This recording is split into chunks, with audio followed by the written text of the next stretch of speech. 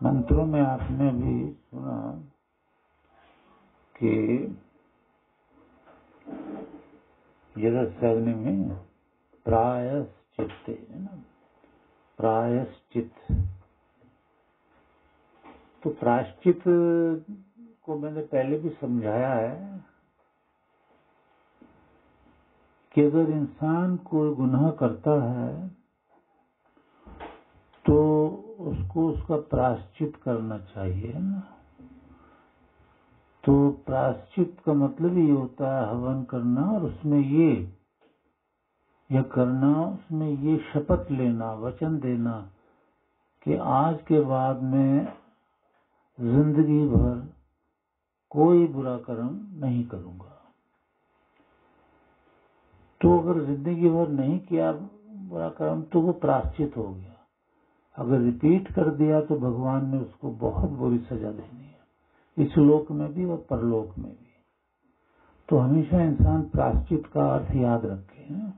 तो आपको 40वें अध्याय को मैं बोलता हूँ, रटते रहो और उसकी अर्थ भी जानते रहो। मैं बोलता रहता हूँ, वैसे तो मैं अर्थ लिख रहा हूँ। अंग्रेजी के अर्थ तो शायद पूरे हो गए हैं, हिंदी में लिख रहा हूँ। हिंदी में पूरे हो गए, वही मैं कह रहा हूँ। इंग्लिश में पूरे हो गए, हिंदी में कहते तो अभी 4 ही पूरे हुए। तो दोनों को मिलकर हम छपा देंगे किताब। 40 मिनट बहुत जरूरी है ये, है ना। तो उसमें पहला मंत्र भी डाल देंगे, यजुर का ईशेतो जेतो है, तो पूरा यजुर्वेद का ही भाव आ जाएगा। तो इसी मंत्र में बार बार मैं बोलता रहता हूँ कि भाई अंधंत में पर विशंति ये असंभूति उपासते। जो प्रकृति की खोज करते हैं ना, तो वो अंधकार में है कि भाई प्रकृति क्या है। पेपर वर्क तो सबके पास है, रट लेते हैं, लेकिन साइंटिस्ट लोग तो उसका मतलब कि गहराई से जाते हैं, उसका अनुभव चाहते हैं, उसका रियलाइजेशन चाहते हैं, उसका प्रमाण चाहते हैं, उसको ऑथेंटिक चाहते हैं। तो इसी को खोजते हैं। खोजो,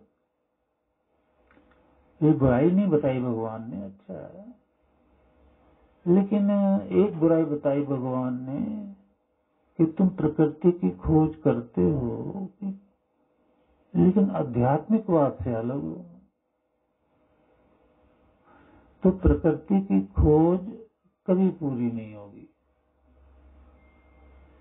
जैसे प्रकृति रजोगुण तमोगुण सतोगुण है, तो इसके बारे में आप पेपर से तो पढ़ सकते हो, वेदों से भी पढ़ सकते हो, वो लाभकारी नहीं है, वो पेपर वर्क है। और वेद तो वैसे भी पेपर पे नहीं लिखे गए हैं, वो तो ईश्वर से निकले हैं। तो ये पढ़ना पढ़ाना जरूरी है वैसे,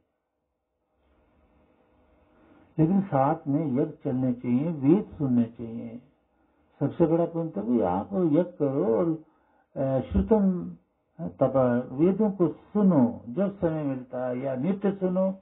ये सब मैं बता रहा हूँ ना, मेरी आप लोगों जो प्रार्थना करते रहते हैं, आहुति डालते हैं, उससे मैं स्थिर तो हूँ और यज्ञ भी करने लगा, देख लो। लेकिन कभी कभी फिर भी वो आ जाता है थोड़ा सा कमजोरी का भाव सा, और कुछ नहीं आता आजकल। कमजोरी सी, आज बड़ी कमजोरी थी मेरे में, बहुत ज्यादा। पहले मैंने सुबह कह दिया था कि बाहर यज्ञ करूंगा, बाहर से बच्चे आए हुए हैं, लेकिन नहीं माना उन्होंने। फिर लास्ट मोमेंट में मैंने कहा नहीं, अंदर से ही करूंगा। कभी उठना पड़ जाए, कभी खराबी आ जाए, तो मैं इसलिए मैंने अंदर से ही किया, सेफ साइड के लिए। तो ठीक रहेगा ये आगे चल करके, और हम रोज करने की कोशिश करूंगा मैं, अब तो यही कह सकता हूँ, और करने की कोशिश पूरी करूंगा मैं। अब देखो ना, 11 बजे 12 बजे तक तो हम कभी सोते ही नहीं आज तक। असल में बताऊं तो मैं 1 बजे से पहले कभी नहीं सोते कोई भी है, लेकिन लिखने पढ़ने का काम है वैसे तो देर से सोते हैं। फिर ये तो उठ जाते हैं, लेकिन मेरी से तो नहीं उठा जाता। मैं तो 9 बजे से पहले कभी उठता ही नहीं हूँ, कभी 10 भी बज जाते हैं। तो क्योंकि अगर ना सोऊं तो वैसे ही खत्म सेहत। तो डॉक्टर लोग मुझे समझाते रहते हैं कि सोना जरूरी है, खाना जरूरी है और सोना जरूरी है। तो वो मैं करता हूँ। तो आज भी मेरी सेहत थोड़ी सी ढीली सी थी, तो मैंने अंदर से यज्ञ किया है ना। तो फिर भी आगे आगे कोशिश करेंगे, आपने कोऑपरेट करना मेरे से। और वैसे तो ईसाइयों में भगवान ने यज्ञ करने के लिए मना किया। उन्होंने तो कहा कि जो यज्ञ का पुण्य और के आपके जो शिष्य आपकी जो सेवा कर रहे हैं, आपके बेटा बेटी, उनके लिए यही यज्ञ है, सेवा ही यज्ञ है। क्योंकि परमेश्वर ने उदाहरण दिए हैं, खुद वेदों में तो समझाया है, पर उदाहरण दिए हैं उपनिषदों ने वेदों से कि देखो उपमन्यु ने सिर्फ सेवा की ना तो तर गया। यही भाव बताया परमेश्वर ने लास्ट में कि योगी जो है 75 साल की उम्र में यज्ञ छोड़ दे। पर मैं अपने शरीर को लगाता हूँ यज्ञ में कि मेरे सब बेटा बेटी कानों से वेद सुनते रहे, जब तक मैं जिंदा हूँ सुनते रहे। उनको पुण्य मिलेगा मिलेगा, मिल रहा है। क्योंकि मैंने अपनी अवस्था को नजरअंदाज नहीं किया है। वो 19 मार्च 79 की इस अवस्था का योगी ही उसके अंदर से भगवान वेद निकालता है। तो मैं करता हूँ, मैंने तो जितना लाभ हो हमारे बच्चों को हो। और आप बदले में तो नहीं कह सकता, आपका कर्तव्य बताया भगवान ने कि देव पूजा संगतिकरण दानेशु, ये आपके पुण्य कर्म बताए भगवान ने, इससे मोक्ष मिलता है। तो आप बहुत सेवा कर रहे हो गुरु की। यहाँ तक कि देखो सोम की भी आपको परवाह है, क्योंकि गुरु के परिवार की सेवा भी गुरु की सेवा मानी गई है वेदों में, शास्त्रों में, उपनिषदों में। तो मैं इस संसारी बातों में कभी आया नहीं। मैं कभी होली, कभी दिवाली, कोई त्योहार मैंने बचपन से नहीं मना, क्योंकि पूर्व जन्म के संस्कार थे। तो अब मैं समझा रहा था कि भाई साइंटिस्ट बनो, लेकिन मैं आपको कह रहा हूँ कान खोल के सुनो साइंटिस्ट के अनुभव। आइंस्टाइन कह रहा है कि मैंने बहुत गलती करी कि मैं साइंटिस्ट बना। जिस शक्ति ने, यानी भगवान ने मुझे साइंटिस्ट बना दिया, पर अगले जन्म में मैं कहूंगा, और मैं पछता रहा हूँ, मैंने अपना जीवन बर्बाद कर दिया। इतना बड़ा साइंटिस्ट का अनुभव काम में लाओ कि अगले जन्म में, पत्रकार ने पूछा ना अगले जन्म में क्या बनना चाहोगे, तो उसने कहा मैं साधु बनना चाहूंगा, साइंटिस्ट में नहीं, साधु बनना चाहूंगा, भगवान की भक्ति करूंगा। आंखें खुलनी चाहिए हमारी, है ना, वेद वाक्यों से भी और उदाहरणों से भी। तो जो काम धंधे में लगे हुए ठीक है, धन कमा रहे हो कमाओ, लेकिन यज्ञ, गुरु का संग, सेवा, जो बोलते हैं देव पूजा संगतिकरण दानेशु, सेवा संगतिकरण, ये कभी मत छोड़ो। वेद सुनना छोड़ दिया तो जीवन बर्बाद हो जाएगा। तो ये करते रहो ना। तो साइंटिस्ट तो बनो, पर वो भगवान कह रहे हैं मेरे साइंटिस्ट हो, वेद नहीं है तो अंधतमः प्रविशन्ति, अंधकार में जा रहे हैं। ये कुत्ता बिल्ली गाय भैंस की योनि में चले जाएंगे, अभी भी दुख उठा रहे हैं और आगे भी उठाएंगे। और ततो भूय ततो संभूत्यांग रता,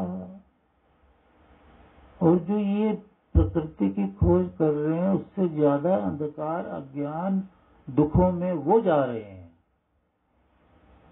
कि जो प्रकृति की तो खोज नहीं कर रहे, साइंटिस्ट भी नहीं है, प्रकृति के गुणों को भी नहीं जानते, रजोगुण तमोगुण सतोगुण इत्यादि। इसके बाद लेकिन प्रकृति से बनी हुई चीजों की ओर आकर्षित हो गए, भगवान को भूल गए। तो प्रकृति से बनी हुई चीजें यही हैं आपके पास, लोहा, चांदी, सोना, रुपया, पैसा, परिवार, शरीर, पंचभौतिक जो है प्रकृति से बना, है, क्या क्या बताऊं मैं, ये पहाड़, ये जंगल, ये समुंदर, ये न जाने क्या क्या, जो सूर्य चांद सितारे, ये प्रकृति से बने हुए हैं। ये व्यष्टि है, सृष्टि है। अब ये प्रकृति नहीं है, प्रकृति तो गुम हो गया वो। अब ये व्यष्टि है, सृष्टि है, समष्टि है। तो मेरा मतलब कहने का ये है कि इन पदार्थों में जो खो गए, समझ आती है। अब देखो ना, प्रकृति से बने पदार्थों में हम खो गए हैं आज। कुछ इंसान ऐसे जो साइंटिस्ट आदि होकर के प्रकृति की खोज में डूब गए हैं। ये दोनों पक्ष खराब हो गए। क्यों खराब हो गए? इनमें एक ही कमी आई कि इन्होंने वेद की तरफ ध्यान नहीं दिया, भगवान के गुरु की तरफ ध्यान नहीं दिया। ये दोनों ही नरकगामी हो गए, यानी दुखों के सागर में डुबकी लगा रहे हैं और आगे भी लगाएंगे। ये ईश्वर का निर्णय है। तो प्रकृति से बने पदार्थ बड़े ललचाने वाले हैं बाबा। रुपया, पैसा, शरीर, सोना, चांदी, लोहा, लोहे की देखो कितनी फैक्ट्रियां लगी हैं। अगर लोहा ना हो तो कहां से लग जाएंगी? रेल की पटरियां कहां से लग जाएंगी? ये प्रकृति के बने हुए पदार्थ ही तो हैं। आप सोना कैसे पहन सकते हो कि जो बड़ा सुखदायी है और पुण्यवान है? वो तभी तो ये प्रकृति ने बना के तुम्हें दिया हुआ है। शरीर से कैसे प्यार करोगे? अब देखो ना, हमारा भी प्यार अपने बेटे से भी, और आप सब हमारे बेटे बेटी हो, सबसे प्यार है। छोटे नन्नों से भी, बड़ों से भी, सब हमारे बेटे बेटियां हैं। लेकिन प्रकृति अगर ये पंचभौतिक शरीर ना बनाती तो कौन किससे प्यार करता है? ये तो प्रकृति की देन है। तो इसका इस्तेमाल यज्ञ में करो, वेद सुनने में करो, गुरु की तन मन धन प्राण से सेवा का संकल्प लेना चाहिए, उसके परिवार की देखभाल।